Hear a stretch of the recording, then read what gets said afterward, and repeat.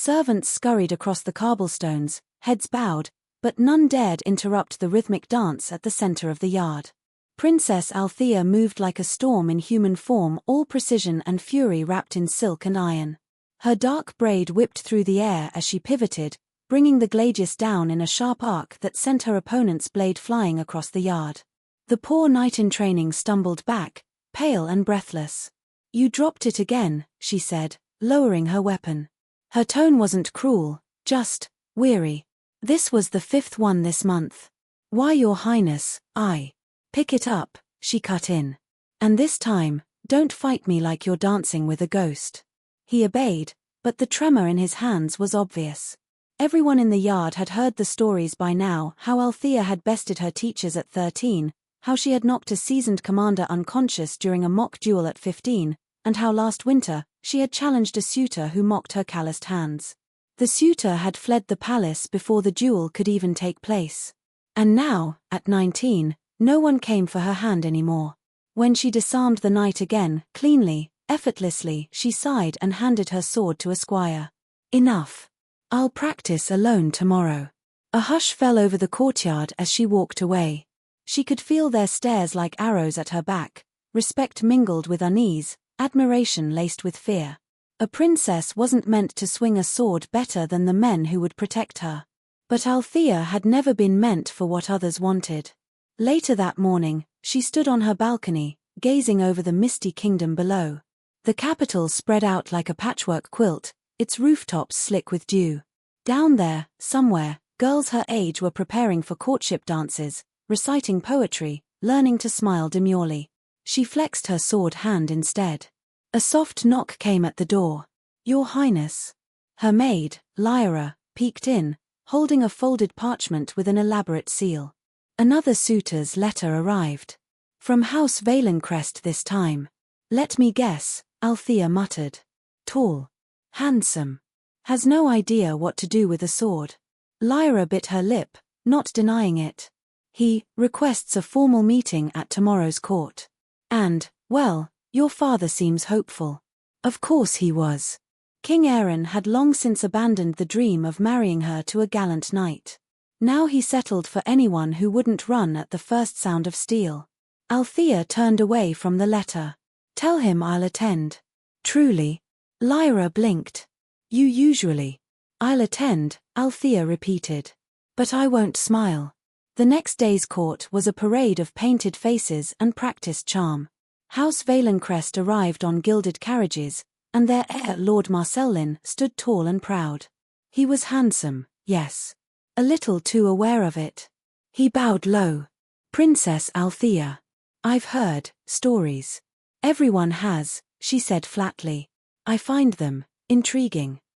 "No, you don't," she said, watching him shift uncomfortably. "You find them dangerous." "Say it." A flicker of something, pride, maybe, crossed his face. "I believe a woman's place is in grace and elegance, not on the battlefield." Althea finished for him, stepping forward until their faces were a breath apart. "Then we have nothing to talk about." And just like that, another suitor left the palace with whispers following him. 3 days later, Althea sat alone at the far end of the royal library, her sword resting across her knees. She liked it here. Books didn't flinch. Books didn't look at her like she was broken. She was halfway through a volume on ancient battle tactics when someone entered, quietly, but not quiet enough. "Most people don't bring a blade into the library," a male voice said softly. She turned, ready to glare. But what she saw made her hesitate. He wasn't dressed like a lord. No silks, no crest. His tunic was plain, his hands ink-stained. A scholar, perhaps. He carried no sword. Only a satchel of scrolls. "Then most people are less prepared," she said. He smiled, genuinely, not nervously. "Or perhaps most people don't expect to fight between the shelves." For the first time in a long while, Althea didn't feel the urge to draw her blade. His name, as he soon introduced himself, was Elias.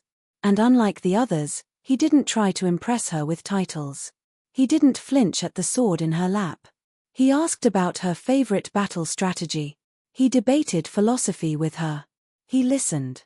She didn't know it yet, But this stranger, this scholar who couldn't even lift a blade, was about to change everything. "Do you always hide in libraries when the world annoys you?" Elias asked. "Not always," she said. "Sometimes I go to the training yard and break wooden dummies instead." He laughed softly. "Then I suppose I'll have to learn to read fast. Before you run off to war again." And for the first time in years, Althea felt a smile tug at her lips, real, unforced, like the first hint of spring after a long winter. The days that followed brought an unfamiliar rhythm to Althea's life. Normally, her mornings were consumed by the sound of steel meeting steel. Her afternoons were filled with the weight of formalities and suitors who stammered through shallow conversations. But now, every few afternoons, Elias would quietly appear at the far end of the library with an armful of scrolls and an irreverent grin. He never sought permission to sit beside her, he simply did. And what surprised her most was that she never minded. "You hold a sword as if it were an extension of your hand," Elias said one afternoon, as sunlight pooled across the table. "But when you read, it's different. You hold the book like it might bite." Althea raised a brow. "Books don't bite." "No," he said, tilting his head, "but they do demand that you stay still. And stillness doesn't seem to be your friend." She snorted softly. "No. Stillness never won wars." Elias chuckled and slid a small, worn book toward her. "Then let's make this a battle worth fighting." She glanced at the cover. It wasn't a book of tactics, not a dry account of wars long past. It was a collection of myths, stories of women who shaped kingdoms with wit, not just steel. Women who commanded armies not with fear, but with understanding. "Why this?" she asked suspiciously. "Because," he said, leaning back in his chair, "I think you've spent enough time learning how to swing a blade. Maybe it's time someone reminded you you're allowed to be more than a sword." Althea didn't have an answer for that. She wasn't used to people telling her she could be more. Most told her she should be less. That night, alone in her chambers, she found herself opening the book. At first, her fingers itched for a weapon. But the stories pulled her in slowly, like the tide. Queens who had turned enemies into allies. Warriors who had chosen their own paths, refusing the marriages forced upon them. She didn't sleep until dawn. It was inevitable that the palace began to notice the princess spending so much time with a scholar. Servants whispered in corridors. Nobles exchanged knowing looks. But what unsettled the court most was that Althea laughed now. Quietly. Rarely. But enough for people to talk. "Who is he?" her father asked one evening, a heavy weight in his voice. "A scholar," Althea said simply. The king studied her with tired eyes. He had fought wars to secure her future, had built alliances that could shatter if she remained unmarried. "A scholar won't bring us allies. A scholar won't strengthen the crown." "No," she said, straightening, "but neither will a coward who flees at the sight of a sword." Her father's jaw tightened, but he said nothing more. Althea walked out before he could. Elias never asked why she came to the library every day. But one evening, as the candles burned low, he finally said, "Do you ever wish you weren't born into it?" "What?" she asked. "All of it. The crown. The expectations. The endless parade of men trying to shape you into their version of a princess." She thought for a long moment. "When I was younger, I wanted to be a knight. No gowns. No court. Just the battlefield. But they said a princess can't be both sword and crown." "And what do you say?" She met his gaze. "I say they're wrong." Elias smiled, not the indulgent smile of a suitor trying to charm her, but something warmer. "Then be both. Let the world learn to bend."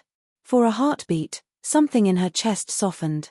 It wasn't a sharp thing, like her usual armor. It was quiet. Unsettlingly gentle. She stood abruptly, trying to shake it off. "You're strange." "I take that as a compliment." "You shouldn't. But I will anyway." She hated that he could make her laugh so easily. Hated it and needed it. The following week brought another suitor. House Darrendale this time. He was the son of a powerful general, a strong match, politically speaking. He strutted into the training yard in polished armor, clearly hoping to impress her. "Your Highness," he said loudly. "I heard you're quite the swordswoman." Is that what you call someone who can cut your pride in half? She replied, stepping onto the sand. Pick up a blade. To her mild surprise, he did. But within minutes, he was on his knees, panting, his sword lying in the dirt. I don't duel princesses, he wheezed. Then you don't deserve one, Althea said simply, turning away. She found Elias in the library later that night, surrounded by maps this time. Another suitor gone, he asked without looking up. Another coward gone, she corrected. Then you've done the kingdom a service, he said with that infuriating calm. You find this amusing. I find you remarkable. She froze. The word hung in the air like a spark over kindling. He hadn't said it like a man making a move. He said it like someone speaking a truth. Althea didn't know how to answer. No one had ever called her that before, not like this. Not as Althea the princess. Not as Althea the blade. Just Althea. And for the first time, her heart beat louder than the sound of swords. It started as something subtle, the way her steps unconsciously slowed whenever she neared the library, how her gaze lingered on the shelves long before Elias appeared. The princess who once lived in the courtyard now lived between ink and parchment, between debates and stolen glances she refused to acknowledge.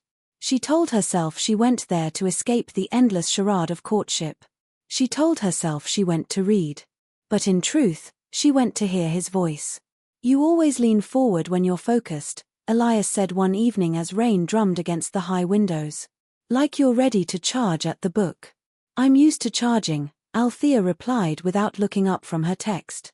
It usually works. He chuckled, leaning back in his chair. You're going to terrify the poets of this kingdom one day. They should be terrified. Half of them don't know how to hold a sword. And yet they might be the only ones brave enough to speak to you, he teased. Althea looked up sharply, ready to fire back, but the grin on his face disarmed her more effectively than any blade could. It wasn't mocking. It wasn't patronizing. It was warm. Honest. She hated that it made her chest ache in a way battle never did. Rumors, of course, grew. Nobles whispered in the corridors. Servants paused when they passed by the library doors. She caught her father's advisors exchanging tight looks. A princess consorting with a scholar was not scandalous by itself. But choosing one over lords and princes? That was a different kind of threat. It didn't take long before her father summoned her. Althea, King Aaron began, seated in the echoing chamber of state. You have rejected every suitor this court has presented. They rejected themselves, she replied coolly. You wield your blade like a hammer, child, his voice softened with age, but not weakness. But kingdoms are built on alliances, not broken swords. We cannot survive alone. Her hands curled at her sides. And what about me? Am I just a piece to be traded for land? You are my heir, he said gravely. And that means you do not get to choose as other girls do. She swallowed hard, but didn't lower her eyes. Then why teach me to fight? Why let me train if you were only going to chain me with silk? His silence was the only answer she needed. She turned away, not trusting her voice to hold. Elias noticed the change the next day. Her movements were sharper. Her words clipped. You're thinking about leaving, he said quietly, not as a question, but a knowing truth. Althea stiffened. I can't leave. I'm the heir. That doesn't mean your heart has to stay where it doesn't belong. She looked at him then, really looked. His hair was tousled from the wind, his ink-stained hands resting loosely on the table. No crest. No armor. No pretense. Elias, she said softly. This can't happen. He nodded slowly, though pain flickered in his eyes. I know. She hated how that hurt. She hated that this, the one thing in her life that felt unforced, unshackled, was the very thing she was expected to bury. He reached out then, hesitating before letting his fingers brush the back of her hand. It wasn't a bold gesture, just a quiet one, the kind of touch that said I see you.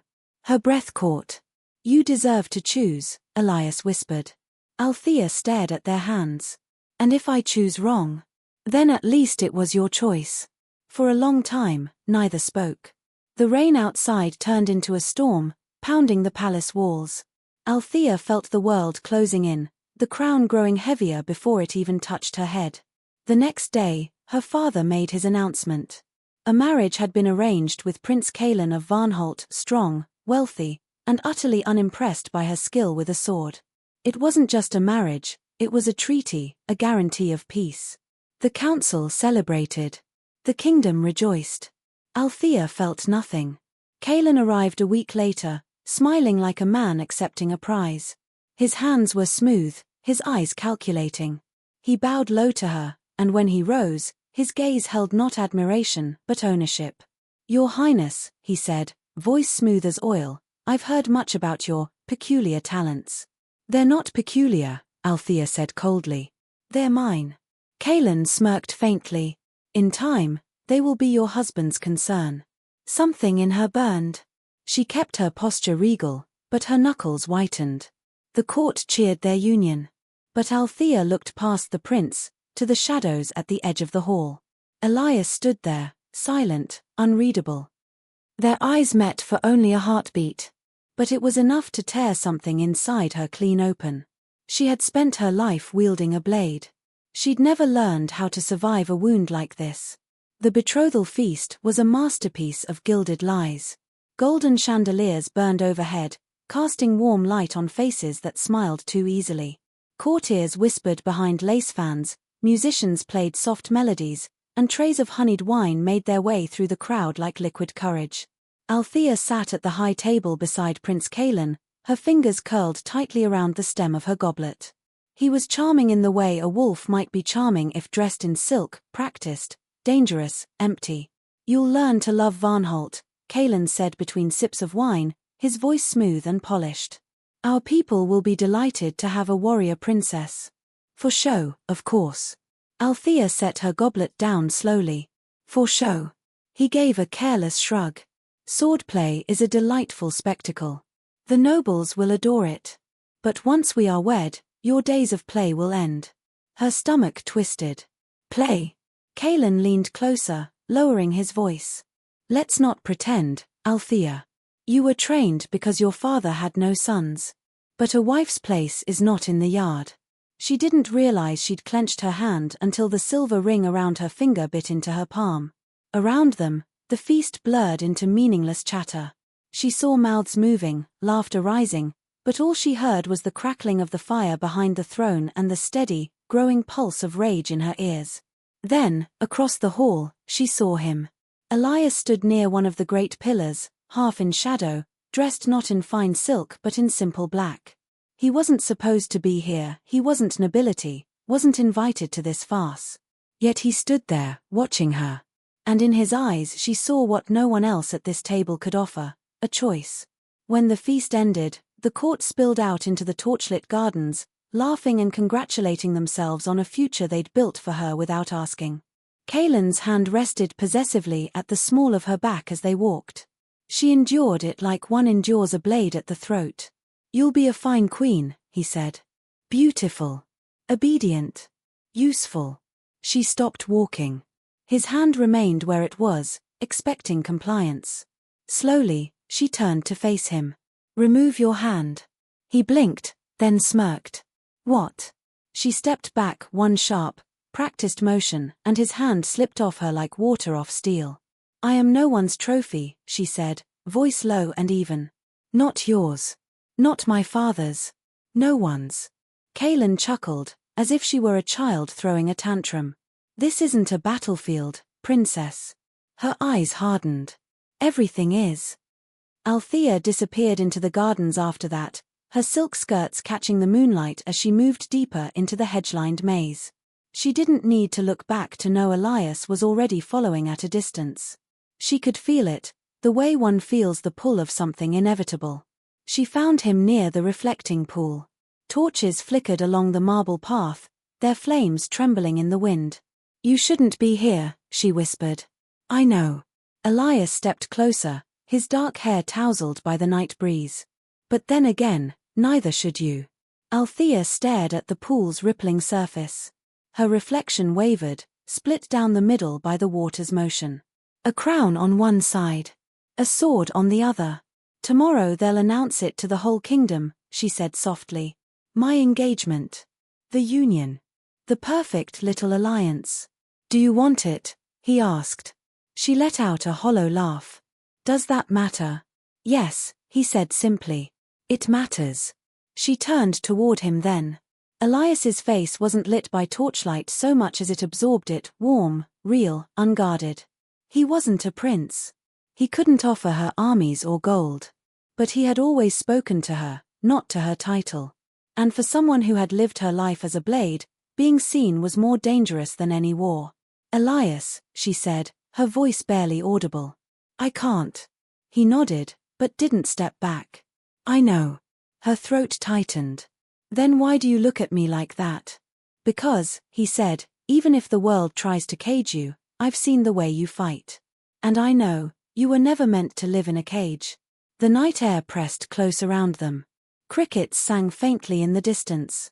And in that fragile, stolen pocket of silence, Althea realized how cruel her crown truly was, not made of gold, but of walls. Elias reached out, fingers brushing against hers like a question, not a demand. For a heartbeat, she didn't pull away. Princess Althea. The voice shattered the quiet like a blade through glass. 2 guards appeared at the garden entrance, torches raised. The king requests your presence. Immediately. She stepped back from Elias as the world rushed in again, duties, expectations, eyes. The weight of the crown she didn't yet wear, pressing down like iron. Elias's hand fell to his side. But in that brief touch, in the unspoken promise between them, something had changed. She walked away, head held high. But her heart remained by the reflecting pool. And for the first time in her life, she wasn't sure if she could keep fighting their war. The throne room was colder at night. The great windows that usually poured sunlight across the banners now stood like gaping, black mouths. The torches burned low, their flames hissing against the stone walls. Althea walked between rows of guards, her silk hem whispering across the floor like the rustle of unsheathed steel. King Aaron waited alone at the dais. His crown gleamed faintly, a thin band of gold heavy enough to silence anyone who wore it. Close the doors, he said. The great doors boomed shut behind her. Father, Althea said carefully, you summoned me. He studied her with the tired eyes of a man who had fought too many wars. You disappeared from the feast. I needed air. What you need is discipline, he said. This marriage is not a game, Althea. It is the last wall between this kingdom and the armies gathering at our borders. I didn't ask to be the wall, she whispered. His gaze sharpened. No. But you are. Just as I was before you. She took a step closer, her voice steady but shaking beneath. Then tell me, Father, when you married Mother, did someone force your hand? King Aaron's jaw tightened, but he didn't answer. That's what I thought, Althea said, a bitter laugh escaping her. You chose. But I am to obey. This is bigger than you, he said quietly. And that is the burden of the crown. She met his eyes, her heart hammering against her ribs. Then maybe I don't want the crown. The silence that followed was sharp enough to cut. He stood slowly, the weight of his years pressing into every step as he descended from the dais. You are my heir, he said. You don't get to stop being that because your heart aches. She clenched her fists at her sides. And what if I want to choose something else? Then you choose to abandon everything your mother and I built, he said, not with anger, but quiet sorrow. You choose to turn your back on thousands of people who believe in you. Althea felt her throat tighten. For a moment, she saw the man who used to lift her onto his shoulders to watch the knight's train. The man who had laughed when she first picked up a wooden sword. She loved him. And she hated him for chaining her. King Aaron placed a hand on her shoulder. One day you'll understand, my daughter. Duty is the cruelest kind of love. Her voice broke. I don't want to be a duty. But he didn't answer. The following week was a blur of preparations. Seamstresses worked tirelessly to embroider her betrothal gown. Invitations were sent to neighboring kingdoms. Courtiers rehearsed toasts. The palace, once filled with steel and sweat and training, now smelled of roses and politics. Althea trained alone at dawn. Her strikes were harder now, sharper. The wooden dummies splintered beneath her blade, the air filled with the whistle of steel slicing through the cold morning. She wasn't fighting an enemy. She was fighting the walls. "You're bleeding," Elias said softly from behind her. She didn't turn around. "It's nothing." He walked closer, stepping over the broken pieces of what had been her sparring targets. "You're tearing yourself apart." She finally looked at him. Sweat clung to her temples, her braid half undone. A shallow cut marked her palm where her grip had slipped. She didn't even remember it happening. "You should stay away," she said, her voice barely above a whisper. "They'll punish you if they think you're a distraction." He shook his head. "I'm not afraid of them." "You should be." "No," he said, stepping closer. "What I'm afraid of is watching you disappear inside a life that doesn't belong to you." She stared at him, at the ink stains on his fingers, at the gentleness in his voice that no blade could match. For a heartbeat, the world outside the training yard disappeared. There was no crown. No prince. No court. Only her and the one person who had ever spoken to her like she wasn't a throne waiting to be filled. "Say it," Elias whispered. "Say what?" she breathed. "That you don't want this." She closed her eyes. The truth clawed at her chest, begging to be spoken. "I don't," she whispered. Elias exhaled, a shudder of both relief and pain. "Then don't let them take it. It's not that simple." He reached for her hand, the bleeding one, and wrapped it gently with a strip of cloth from his satchel. "Then we make it simple." "Elias," she said, her voice breaking. "If I defy them, I lose everything." His hand stilled on hers. "Not everything." Her breath caught as their eyes met. The world tilted slightly, as if the universe itself was holding its breath. "You'd lose a throne," he whispered. "But you'd keep yourself." And for the first time, Althea wasn't sure which was worth more. That night, as the palace slept under the silver moon, Althea stood on the balcony outside her chamber. The kingdom stretched beneath her, 1,000 flickering lights. People who would never know her name beyond the crown. People who expected a queen, not a woman who wanted to choose her own life. Behind her, the silk gown for the betrothal ceremony hung untouched.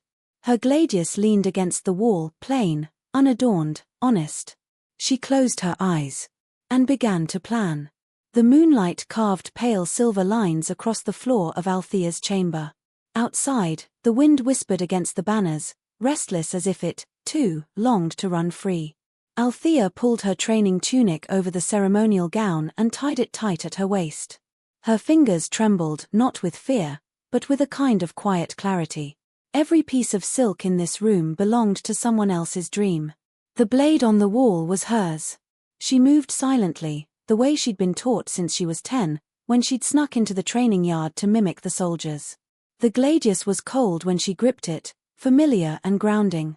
Her boots made no sound on the balcony's stone as she looked toward the distant gate towers. Elias was already there. He emerged from the shadows of the stable wall, his dark cloak blending with the night. The moment their eyes met, 1,000 unspoken things passed between them: fear, defiance, hope. He didn't speak. He only held out his hand. For a heartbeat, she stared at it. That hand held ink, not power. It held no kingdom, no alliances. Just a promise of something real. She took it. "We don't have long," Elias whispered. "The guards on the western wall change at dawn. We have a window. They'll come after us," she said softly. "I know. And if they catch us?" "I know," he repeated. His thumb brushed against the inside of her wrist. "But I'd rather run with you than watch you die in a silk cage." She swallowed hard, the weight of everything pressing on her chest. "Then let's go." They moved through the shadowed halls like ghosts. Althea had spent her life walking these corridors as a princess. Tonight, she walked them as a fugitive. The marble floors no longer seemed polished, they were cold, unyielding. The portraits of kings stared down at her, silent judges carved into oil and canvas. As they neared the servant passage that led to the outer courtyard, a voice cut through the dark. "Princess." Elias froze. Althea turned slowly. Captain Rowan stepped out from the shadows. His armor caught the moonlight like a blade catching fire. His hand rested on the hilt of his sword, but his eyes, those sharp, hawk-like eyes, watched her with something heavier than duty.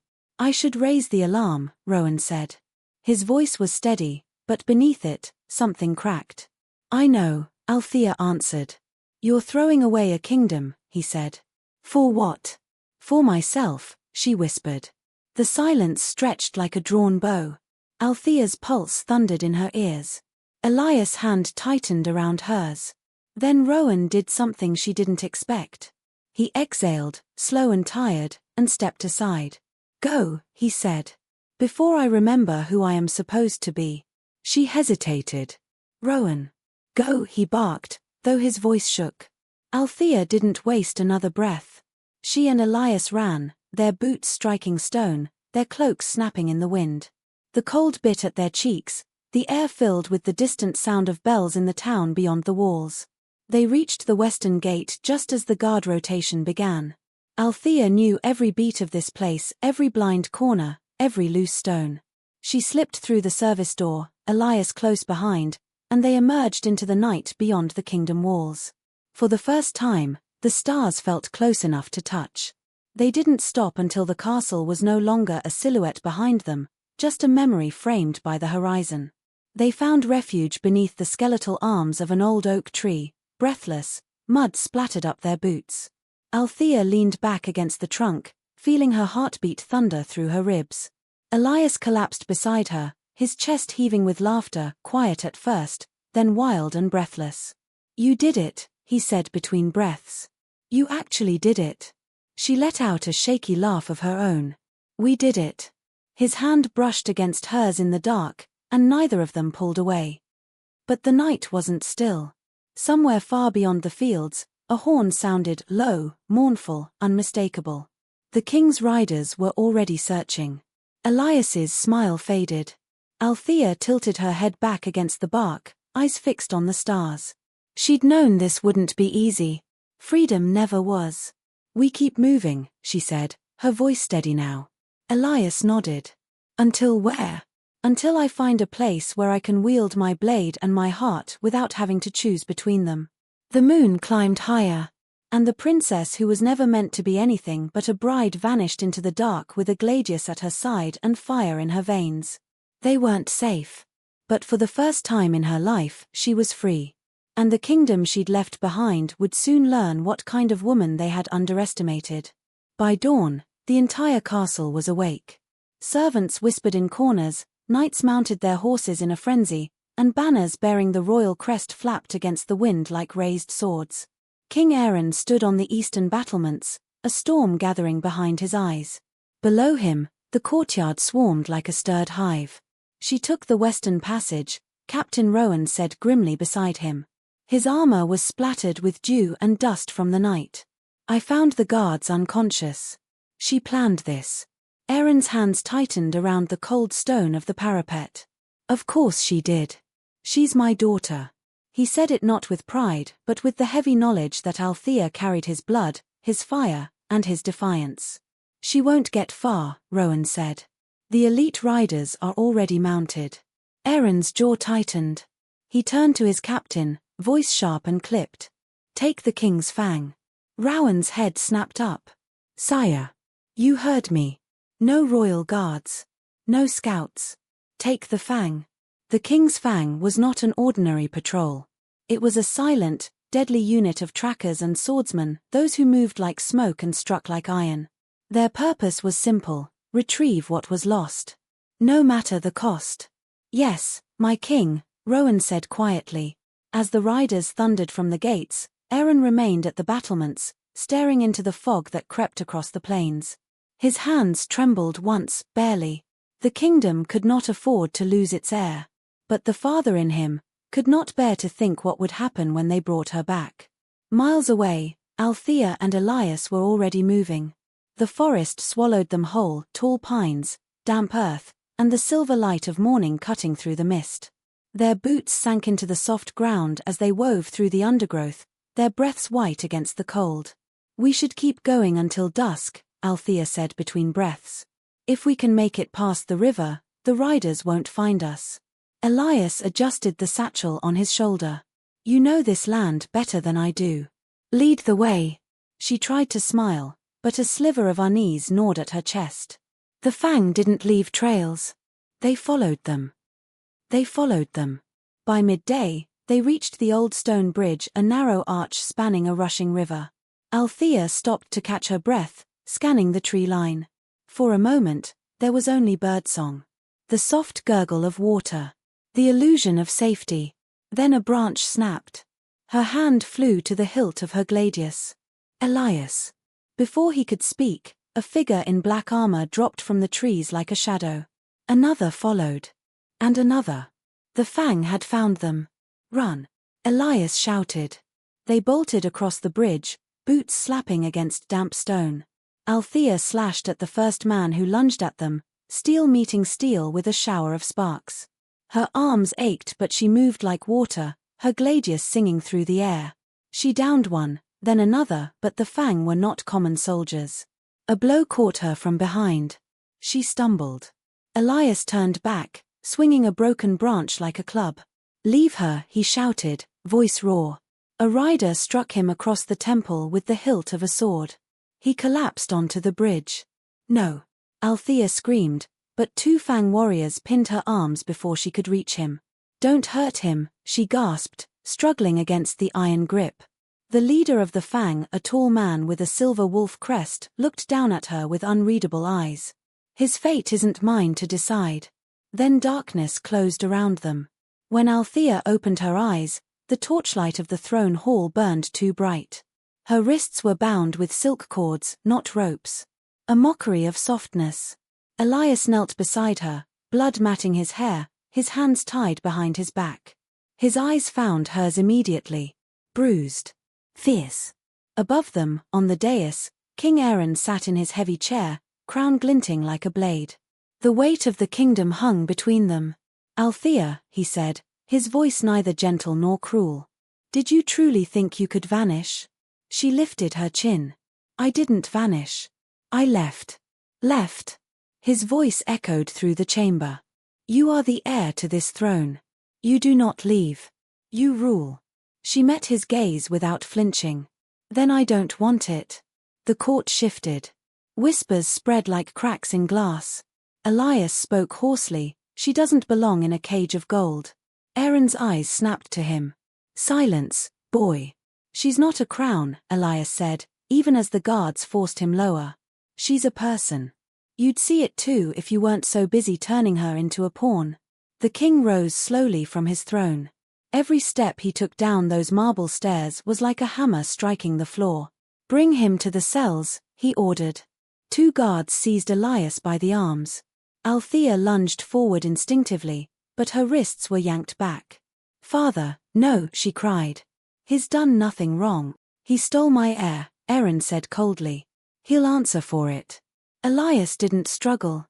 But as they dragged him past her, he turned his head and whispered, "Don't break." It was a single breath. But it burned hotter than any torch. The cell doors slammed somewhere deep in the castle. Althea fell to her knees as the silk bindings dug into her skin. The king looked down at her not as a father, but as a ruler. "You will marry Prince Calder at the end of the week," he said quietly. "And you will forget this foolishness." She lifted her head slowly, her voice shaking with rage. "I will never forget." The throne room grew still. And in that stillness, Althea's fire didn't die. It hardened. The sound of Elias's chains echoed long after the guards dragged him away. Each clang was a hammer striking against the walls of Althea's chest. She knelt on the cold floor of the throne room, silk bindings cutting into her wrists, her breath coming out in sharp, uneven bursts. The courtiers had begun to disperse, their whispers like rustling snakes. To them, it was a scandal. A moment to gossip about overspiced wine. To her, it was a blade through the heart. King Aaron dismissed the last of the advisers with a flick of his hand. The heavy doors closed, and silence returned like a storm waiting to break. He stood at the base of the dais, looking at his daughter not as a ruler this time, but as a man who'd just cornered his only child. His voice, when it came, was low. "Why did you force my hand, Althea?" She raised her head, her eyes burning. "Because you left me no other choice. Do you think I enjoy this?" His voice cracked. "Do you think it brings me joy to see you dragged back like a prisoner? Then don't treat me like one, she spat. I am not a treaty. I am not your pawn. His face hardened, a shadow falling over the tired lines beneath his eyes. You are my heir. And with that comes chains neither of us asked for. You speak of chains like you don't hold the key, she whispered bitterly.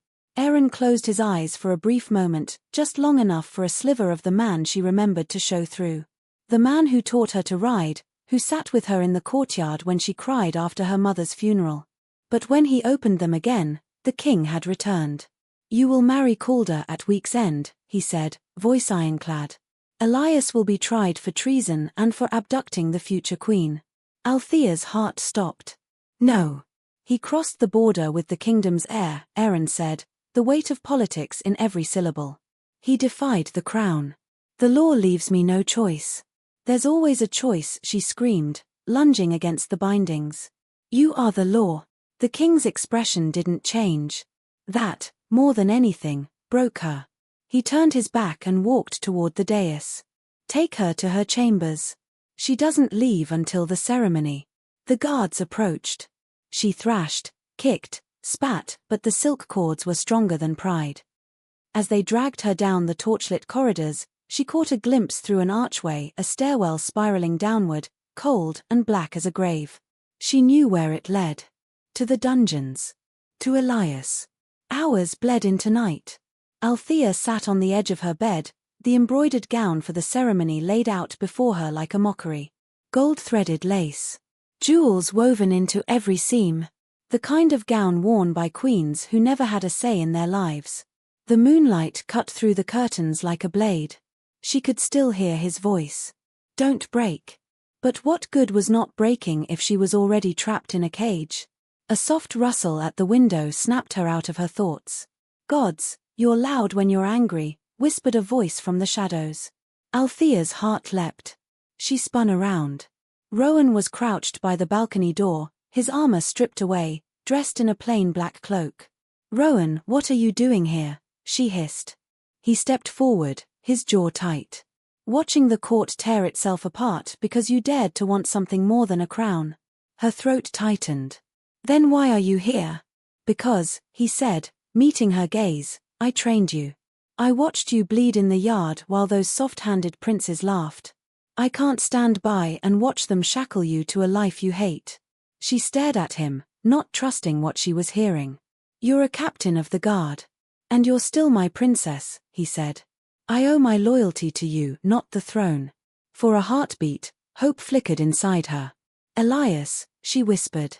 He's in the dungeons. Rowan nodded once. I know. They've already begun preparing the formal charges.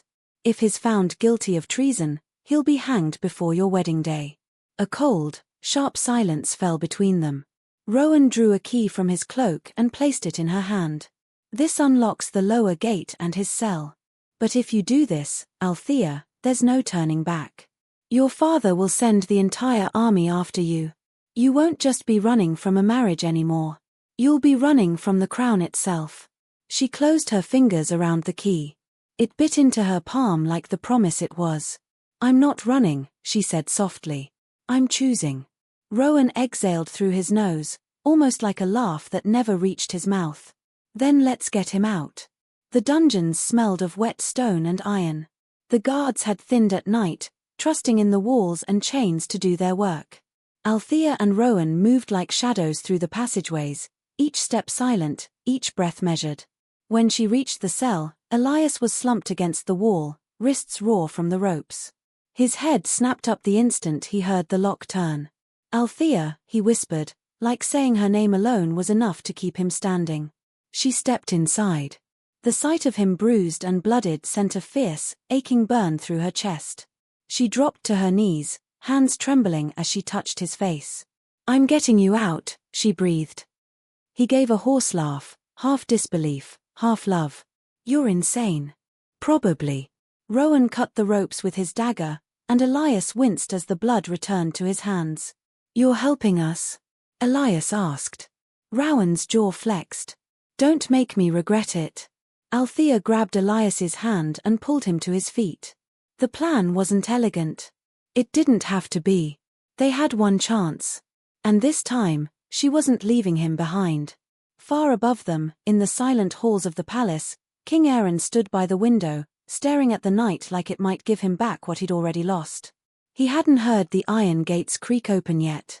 But he would. And when he did, father and king would no longer be the same man.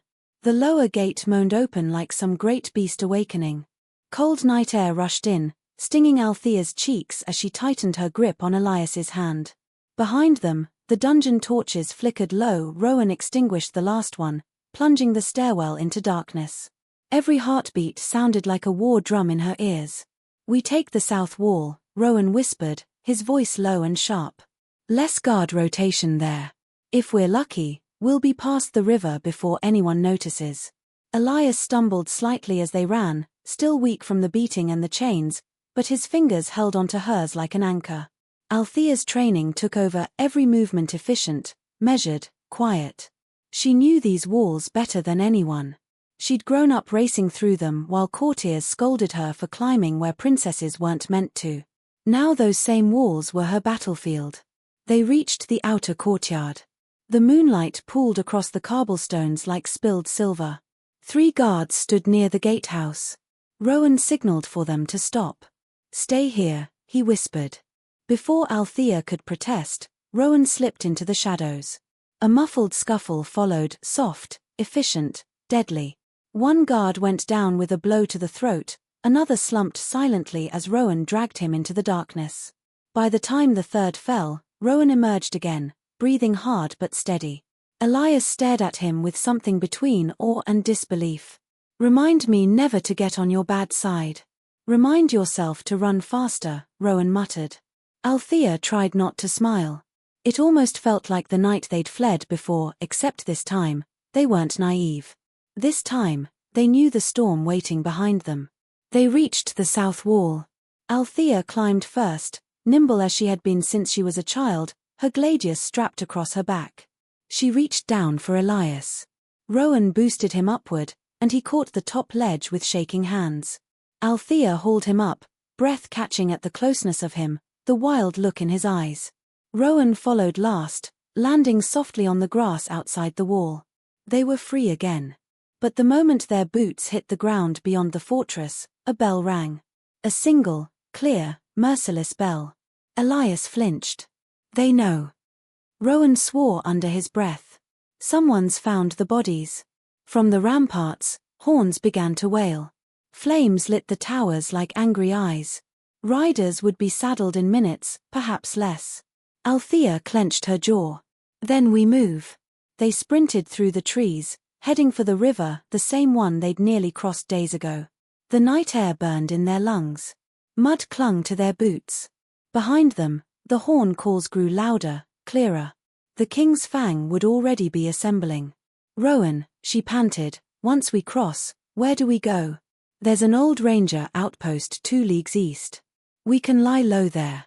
But the hoofbeats cut him off. A dozen riders burst through the tree line behind them, torches flaring against the night. The fang. Their black armor gleamed like oil, their horses moving in perfect silence except for the pounding of hooves. "Go," Rowan barked, drawing his sword. "I'll hold them off." "No."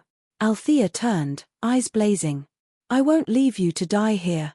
Rowan's expression softened just enough for her to see the man behind the captain's mask. "You won't be leaving me. You'll be making this worth it." Before she could answer, he slammed his shoulder into her, shoving her toward Elias. "Run, princess." Elias pulled her along. She stumbled once, looking over her shoulder just long enough to see Rowan charging the riders like a wolf among hounds. Steel clashed against steel. Sparks scattered like stars. One rider went down. Then another. But they were too many. Elias dragged her through the last stretch of forest. The river roared ahead, swollen from recent rain. "Can you swim?" she gasped. "Not well." "Good," she said breathlessly. "Neither can I." They plunged into the freezing water. It hit like knives, tearing the air from her lungs. The current grabbed them, pulling hard. Althea wrapped an arm around Elias's chest and kicked with everything she had. The moon spun overhead. Torches blurred on the far bank. Arrows hissed into the water like striking snakes. One passed so close to Althea's head she felt it brush her braid. Another buried itself in the riverbank beside Elias. "Keep going," she shouted, though the river nearly swallowed the words. They broke through the far side, gasping, soaked to the bone. Elias collapsed against the muddy shore, chest heaving, coughing up river water. Althea leaned over him, half laughing, half choking on her breath. Then she heard it, horns behind them, echoing off the water. "They'll keep coming," Elias said hoarsely. "I know," she replied. "But they'll bleed for every step." They staggered into the forest on the far side, deeper into the wildlands beyond the kingdom's reach. Back in the castle, a messenger burst into the throne room, soaked from rain and mud.